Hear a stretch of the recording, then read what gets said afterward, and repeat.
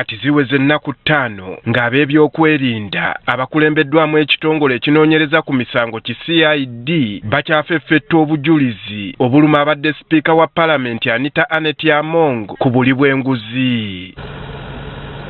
Bano olunaku olwaleero bazzeeyo mu maka gaage Nakasero. We tutuukiddeyo tusanze ebimotoka bya poliisi 2 ebyetikka emmotoka bigumbye wabweru w'ekikomera kye. Baaba ebyokwerinda obwedda bayingira bwe bafuluma wakati mu keetalo. Lubadde teruli busa geeti eno neggulwa era emmotoka ekika kya Land Cruiser VXT namba UBH 138W n'efulumizibwa okutikkibwa ku bimotoka bikasiringi. Ekizzeeko kubadde kutikka mmotoka endala ey'ekika kyekimu ekya Land Cruiser VXT namba UA 63BE.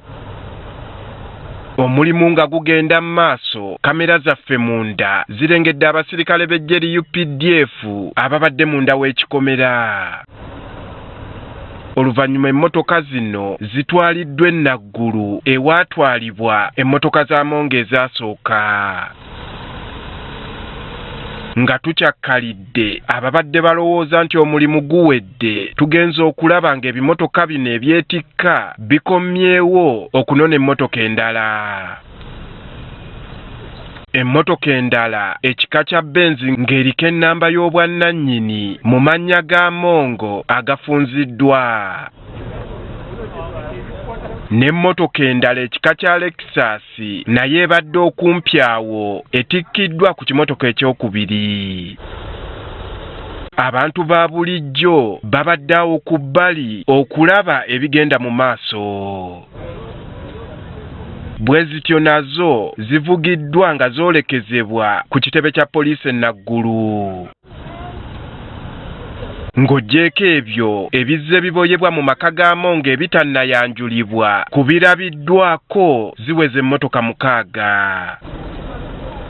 Mu ngeri y'emu abadde minisita omubeezi ow'ensonga z'ebweru w'eggwanga John Mulimba asanyukidde enteekateeka eyatongozeddwa kw'abadde sipiika ey'okumunoonyerezaako ku buli bw'enguzi n'awanjaga enteekateeka yeeyongereyo ku bantu abalala ababadde mu Paalamenti ewedde. Lwadde Ssamalwadde ebutikidde eggwanga lyaffe erya Uganda gye bayita obubbi. Omanyi mu Luzungu kivaayo bubi. Bakyogera nti corruption. Omunala ategeera ki corruption kyetegeeza. Naye olw'okuvaayo okulwanyisa obubbi, naddala obubbi obuli mu Paalamenti obubadde mu Paalamenti ya Uganda 11. Ono ayagala babateerewo woofiisi ababaka gye baba batwala okwemulugunya kwabwe ku nguzi kubanga bangi abalina obujulizi obw'enjawulo ku Paalamenti ey'11. Naye abantu bakijja babonyaabonye lwakwogera ku nguzi. Naye lwakuba nti balina abantu bano nga babba nga beematiza nga balina ssente mpitirivu nga basobola okugula buli kitongole kyonna aye ne kikolako obulabe bw'abadde ayogera ekituufu. Muyimba ayagala ekkuba erikwatiddwa era lireme kukoma ku Paalamenti wabula lyongezebweyo mu bitongole bya gavumenti ebirala nga n'ekibiina kye ekya NRM tebakitalizza kyagambye nti enguzi eri eyo n'ow'emmindi asena. Obubbi buli mu bitongole bingi ebya gavumenti naye ddala okusingira ddala nnyo buli mu Paalamenti wano buli ne mu katongole ke bayita NRM Secretariat. Bebakkiriza okubeera ne ssente nnyingi nnyo nti abantu batambula butambuzi n'amamotoka nga bagivuga ssente.